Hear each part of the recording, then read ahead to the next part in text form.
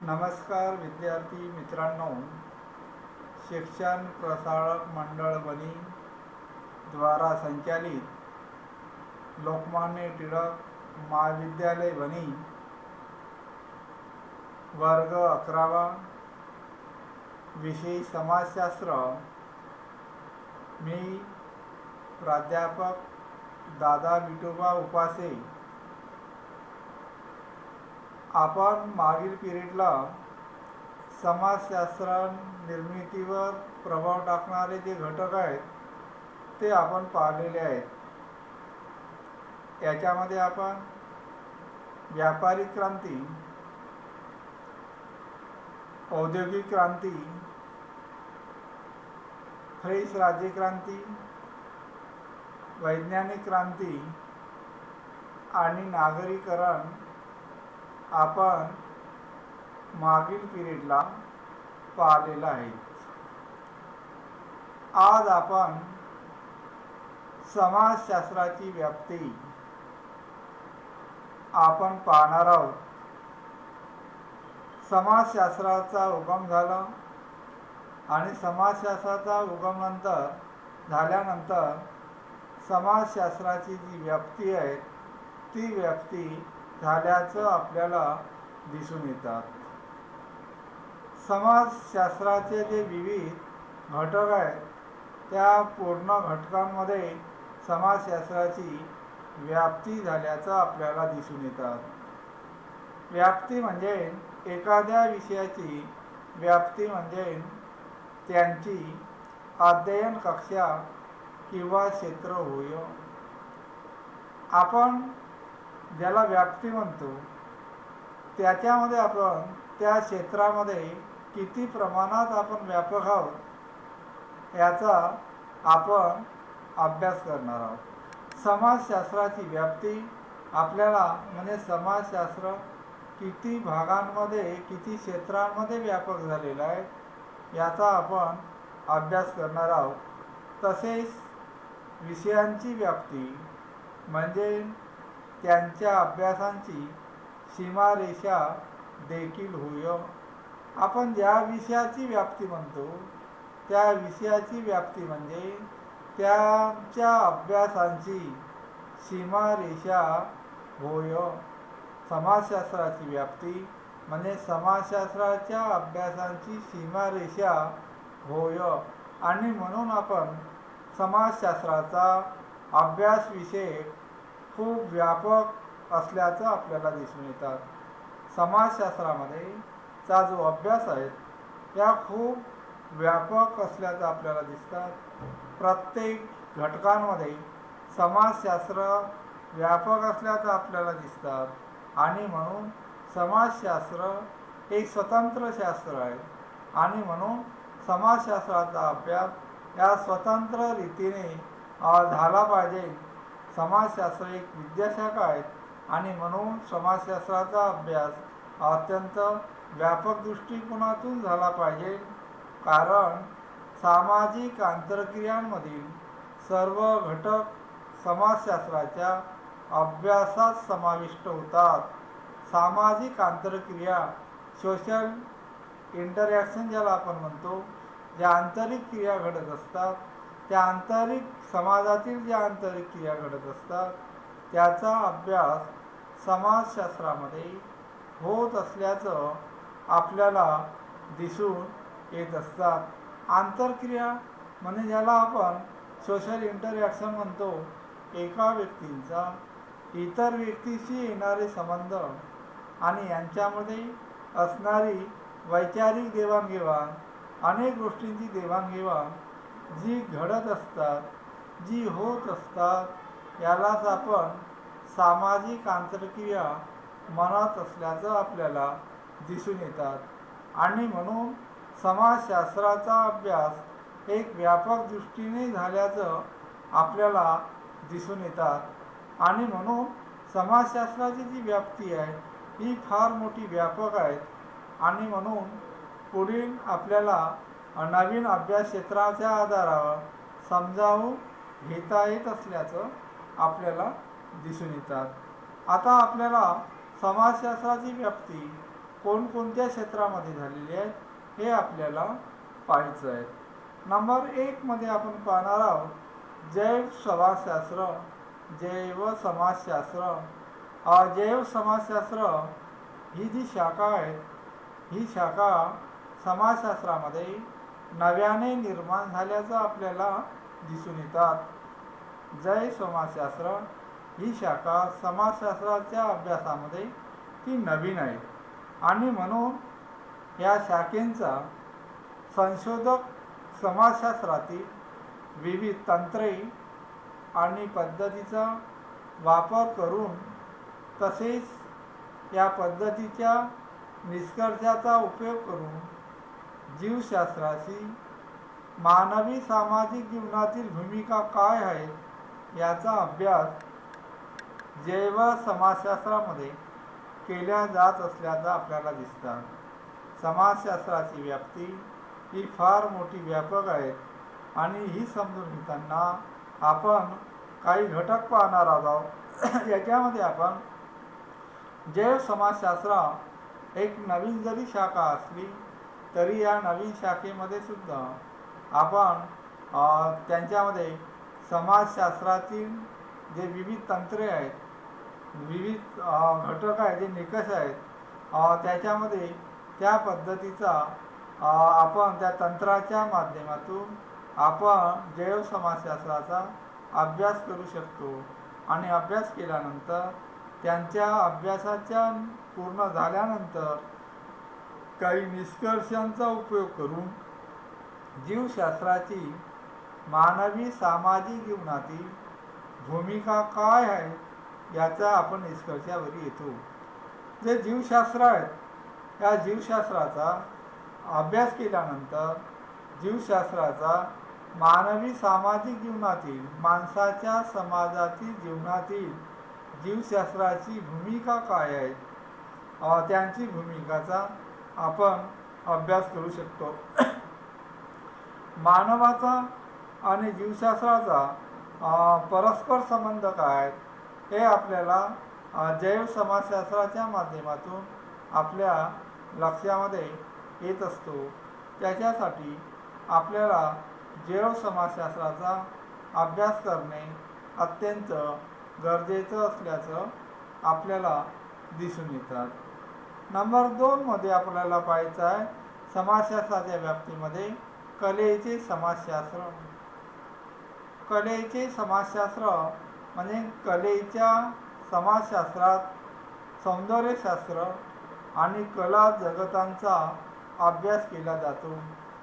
कलेचे समाजशास्त्रामध्ये जी कला आहेत, जी आर्ट्स आहेत, कला अनेक प्रकारची आपल्याला दिसून येतात आणि म्हणून आज याच्यामध्ये वेगवेगळी कला आहेत आणि त्या कलेचा समाजशास्त्राच्या जीवनामध्ये सामाजिक जीवनामध्ये कसा उपयोग होतो त्याची कशी व्यापकता असते याचा आपल्याला अभ्यास करायचा आहे.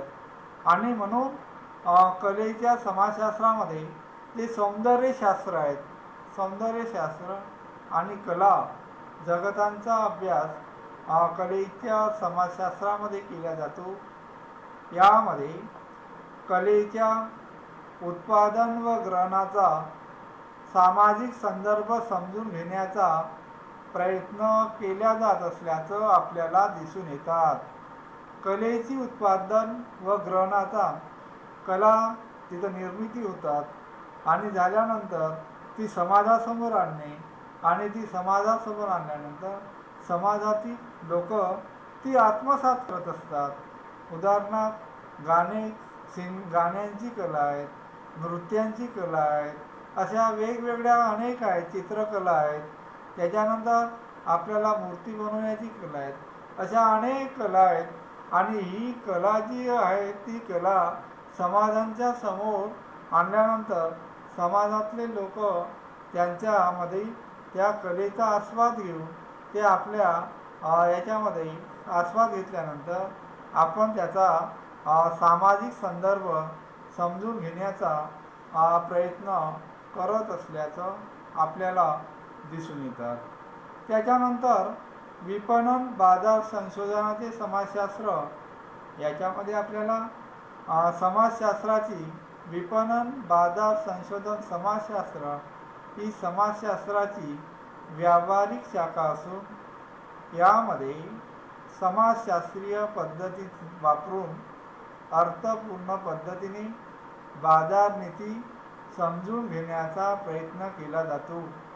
विपणन बाजार संशोधन समाजशास्त्र, बघा, जे मार्केट आहेत, जी बाजारपेठ आहेत, इथं विनिमयाचं माध्यमच आहेत आणि याच्यामध्ये आपल्याला विक्रेता आणि ग्राहक यांच्यातील जे नातं आहे याचा आपल्याला या विपणन बाजार संशोधन समाजशास्त्रामध्ये याच्यामध्ये अभ्यास होत असतो.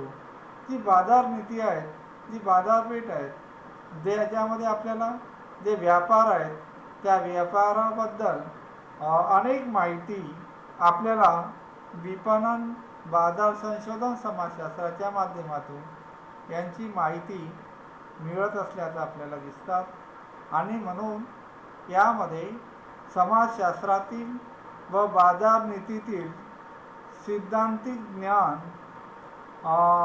व ग्राहकांच्या विविध प्रकारांचे ज्ञान व गरजा यांचे विश्लेषण केले जाते. विपणन बाजार संशोधन संशोधनाच्या समाजशास्त्रामध्ये बाजार नीतीतील आपल्याला ते सिद्धांतिक ज्ञान आहेत ते ज्ञान लोकांवरही पोहोचवणं अत्यंत गरजेचं आहे. त्याच्यामध्ये दुसरी गोष्ट आपल्याला दिसतात, ग्राहकांच्या ज्या विविध प्रकारचे ज्ञान आहेत, ग्राहकांचे विविध प्रकारचे जे ज्ञान आहेत आणि ग्राहकांच्या ज्या गरजा आहेत, गरजा अनंत आहेत, प्रत्येक व्यक्तींची गरज ही वेगवेगळी असते. यांचे जे विश्लेषण आहे ते विश्लेषण आपल्याला विपणन बाजार संशोधनाच्या समाजशास्त्रामध्ये अभ्यास केला जात असतो. त्याच्यानंतर आपल्याला चौथा नंबर दिसतो दृक माध्यमांचा अभ्यास करणारे समाजशास्त्र. दृक माध्यम म्हणजे आपण पाहू शकणारे जे माध्यम आहे याच्यामध्ये आपल्याला दृक माध्यम आपण अनेक गोष्टी सामाजिक जीवनातील सर्व दृश्यांचा व चित्रांचा अभ्यास समाजशास्त्राची ही शाखा करत असतात. दृक म्हणजे पाहणे आणि आपल्याला सामाजिक जीवनातील सर्व दृश्य, समाजामधील जे सर्व दृश्य आपल्याला दिसतात, सामाजिक जे चित्रण आपल्याला दिसतात त्याचा अभ्यास करणारी ही एक शाखा आहे समाजशास्त्राची. दृक माध्यमाचा अभ्यास करणारी समाजशास्त्र ही त्यांची एक शाखा आहे आणि म्हणून समाजशास्त्रीय संशोधनात सर्व दृक प्रतिमांचा वापर सामाजिक तथ्य म्हणून करण्याचा प्रयत्न ह्या दृक माध्यम अभ्यास करणारे समाजशास्त्रामध्ये केला जात असल्याचं आपल्याला दिसतात. समाजशास्त्राची जी संशोधनामध्ये जर करायचं असेल तर आपल्याला जे सामाजिक दृश्य आहेत, सामाजिक जे चित्रण आहेत त्या चित्रणाचा आपल्याला सामाजिक जीवनातील ज्या घडामोडी घडत असतात त्या दृश्यांचा किंवा त्या चित्रांचा, या दृश्य प्रतिमांचा आपण वापर करून सामाजिक तथ्य म्हणून जे समाजामध्ये जी तथ्य आहेत ते तथ्य कशा प्रकारचे आहेत या शाखेच्या माध्यमातून आपण त्यांचा अभ्यास करू शकतो. आणि म्हणून समाजशास्त्राच्या व्याप्तीमध्ये आपण जैव समाजशास्त्र, कलेचे समाजशास्त्र, विपणन बाजार संशोधनाचे समाजशास्त्र आणि दृक माध्यमांचा अभ्यास करणारे समाजशास्त्र या आपल्याला शास्त्राचा आपण अभ्यास पाहिलेला आहे. आता आपण पाहणार आहोत समाजशास्त्राचे महत्त्व. आपण समाजशास्त्राचे विद्यार्थी आहात तर मग समाजशास्त्राचे महत्त्व समाजामध्ये काय आहे याच्यासाठी आपल्याला समाजशास्त्राचे महत्त्व पाहणे तेवढेच गरजेचं असल्याचं आपल्याला दिसून येतात. आणि म्हणून समाजशास्त्राचे महत्त्व आपल्याला पुढील प्रमाणे आपण पाहू. त्याच्यामध्ये नंबर 1 आहे समाजशास्त्र समाजाचा शास्त्रशुद्ध अभ्यास करते. याच्यामध्ये आपल्याला समाजशास्त्रामध्ये समाजाचा जो अभ्यास करायचा असेल तो आपण ते शास्त्रशुद्ध पद्धतीनं केला पाहिजे. जे लॉजिक आहेत, जे शास्त्र आहेत आणि ते शुद्ध शास्त्र आहेत याच्यानुसार आपण त्यांचा अभ्यास केला पाहिजे आणि या अभ्यास करण्यासाठी ते शक्य होत असल्याचं आपल्याला दिसतात. विविध क्षेत्रांमध्ये प्रगती साधण्यासाठी गुंतागुंतीच्या मानवी समाजाचे शास्त्रीय ज्ञान असणे आवश्यक आहेत. मानवी जीवन आहे आणि आपल्याला याच्यामध्ये ते अतिशय गुंतागुंतीचं आहे आणि म्हणून या विविध क्षेत्रामध्ये जी प्रगती झालेली आहे आणि त्यांचासुद्धा आपल्याला मानवी समाजशास्त्राचे शास्त्रीय ज्ञान आवश्यक आहेत आणि त्यांचा या माध्यमातून अभ्यास करणे तेवढेच गरजेचं असल्याचं आपल्याला दिसून येतात आणि म्हणून समाजाचे शास्त्र आपल्याला आपल्या क्षमता, आपली बुद्धी व आपले स्व म्हणजे स्वतः समजण्यास मदत करते. समाजाचे आपल्याला अभ्यास करायचा असेल तर समाजशास्त्राच्या माध्यमातून आपल्या क्षमतेनुसार आणि आपली बुद्धी ज्या पद्धतीनं आहे जशी आहे त्या पद्धतीने आपण स्वतःला समाजशास्त्राचा आपण अभ्यास करू शकतो आणि आपल्याला बदलत्या पर्यावरणाशी जुळवून घेण्याची मदत करते.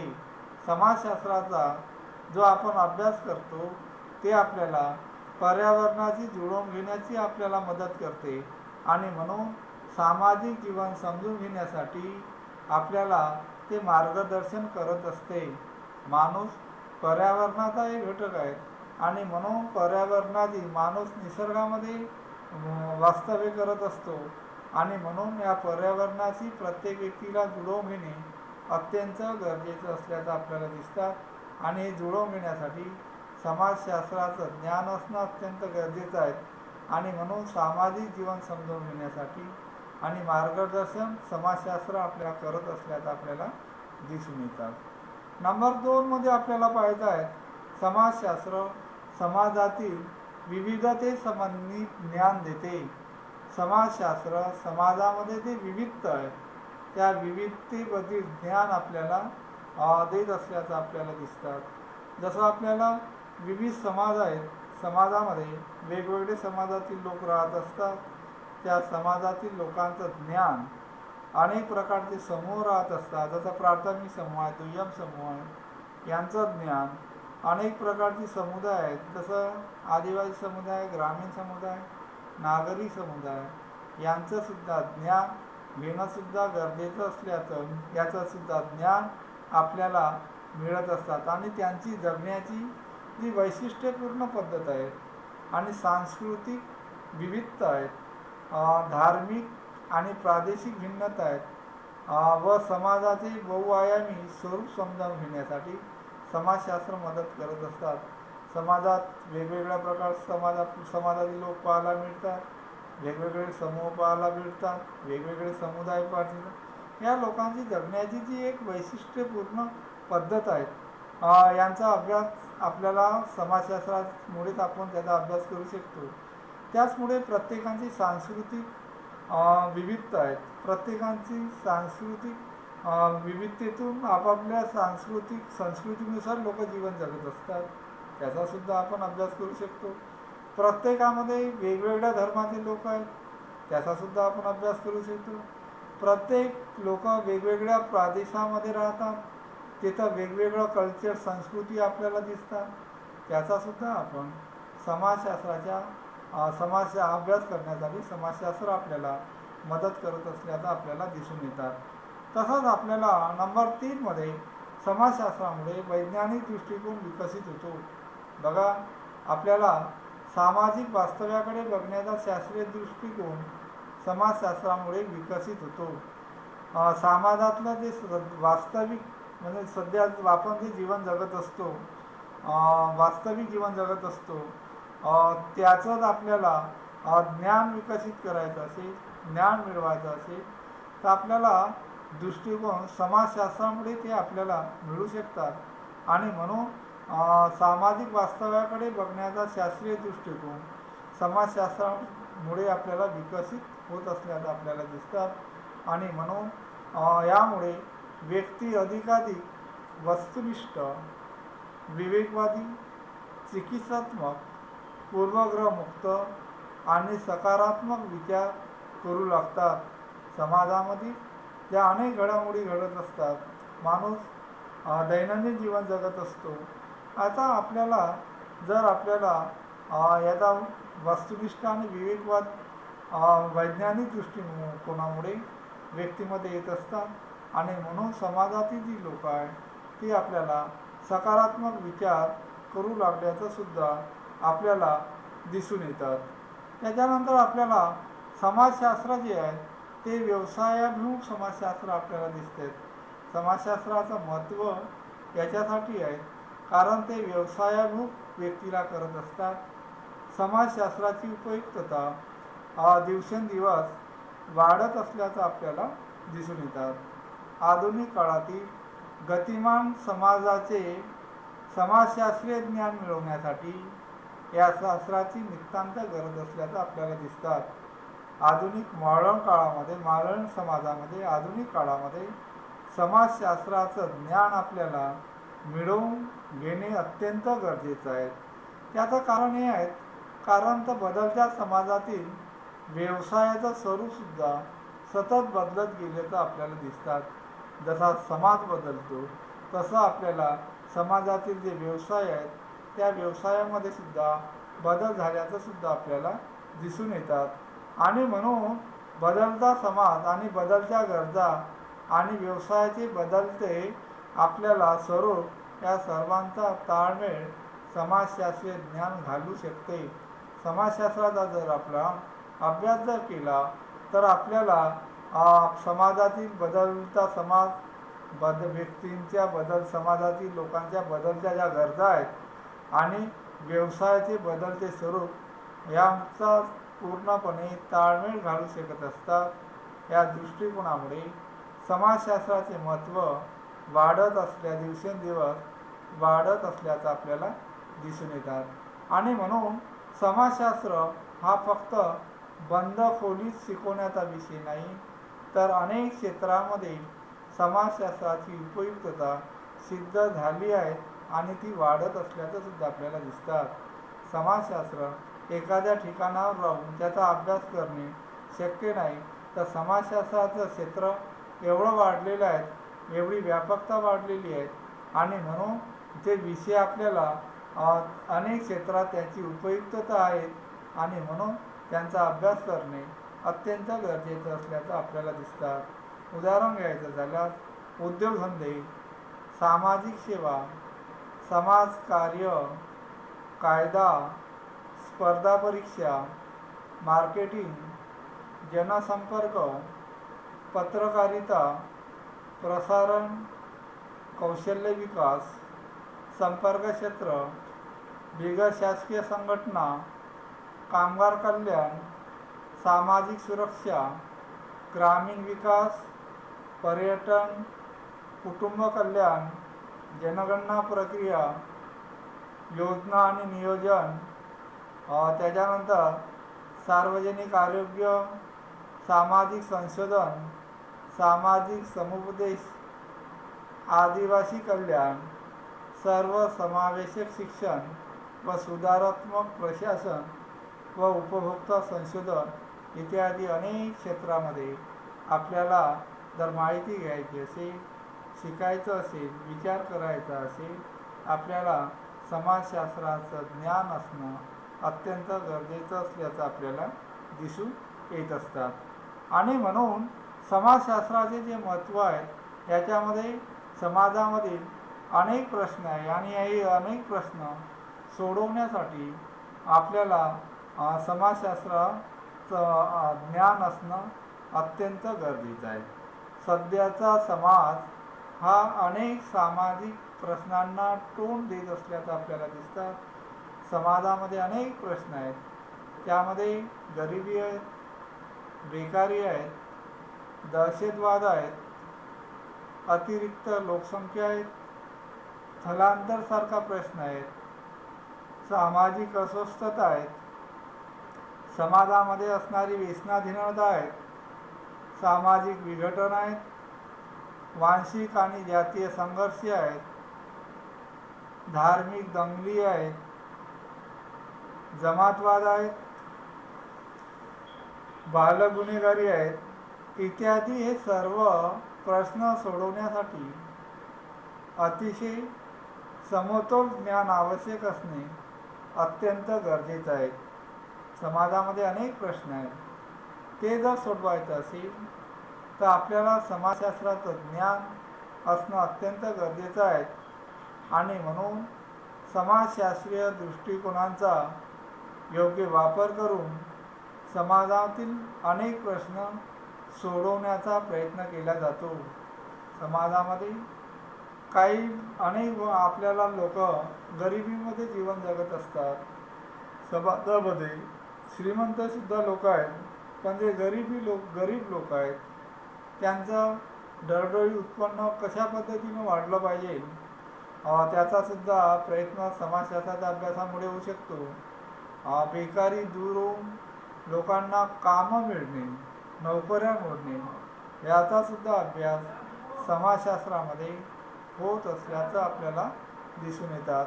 अशा पद्धतीने अनेक उपाययोजना समाजामध्ये समाजशास्त्राच्या ज्ञानामुळे होत असल्याचं आपल्याला दिसून येतात. त्याच्यानंतरचा मुद्दा आहे 6वा पॉईंटचा आहे, समाजशास्त्र हे माणसाला काळानुरूप ज्ञान देते आणि दक्ष ठेवते. समाजशास्त्र प्रत्येक काळानुसार त्या काळानुसार व्यक्तीला ज्ञान देत असतात आणि त्या ज्ञानामुळे माणसाला जीवन जगण्याला मदत होत असतात. आणि म्हणून समाजशास्त्राला व्यावहारिक मूल्य आहेत आणि हे माणसाला काळानुरूप तसेच दक्ष राहण्यास मदत करते. समाजशास्त्राचं ज्ञान हे व्यावहारिक आहे, तसेच त्यांचे जे मूल्य आहेत ते सुद्धा माणसाला अवगत करणे गरजेचं आहे. आणि म्हणून आपल्याला माणसाला जीवन जगण्यासाठी समाजशास्त्राचं ज्ञान असणं अत्यंत गरजेचं आहे. सामाजिक परिस्थिती ज्या पद्धतीनं असेल ती परिस्थितीमध्ये आपल्याला समोर जाण्यासाठी समाजशास्त्राचं ज्ञान असणं गरजेचं आहे. सामाजिक घटना आहेत, समाजामध्ये अनेक नवनवीन घटना घडत असतात, त्याचे ज्ञान समाजशास्त्रज्ञ देते. बदलता समाज आणि या सर्वांना योग्य प्रतिसाद कसा द्यावा याचंही भानही समाजशास्त्राकडून मिळते.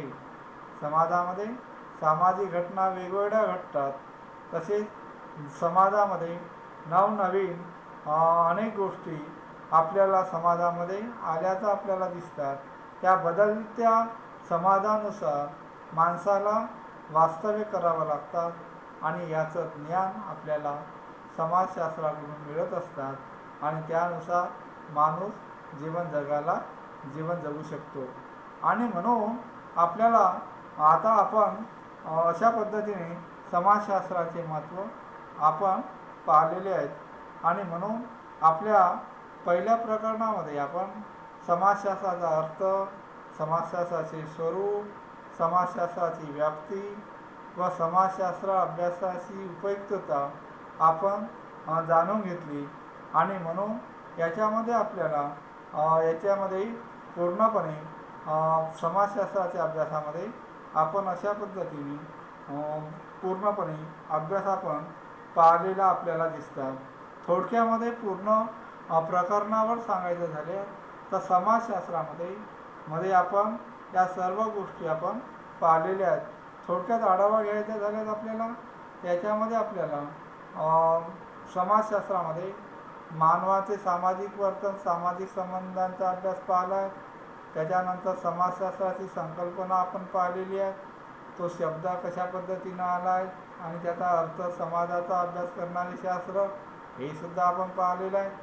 समाजशास्त्राचा संस्थापक म्हणून ऑगस्ट काम यांना पाहिलं आहे. आणि म्हणून आपण समाजशास्त्राचे महत्त्वही पाहिलेले आहेत.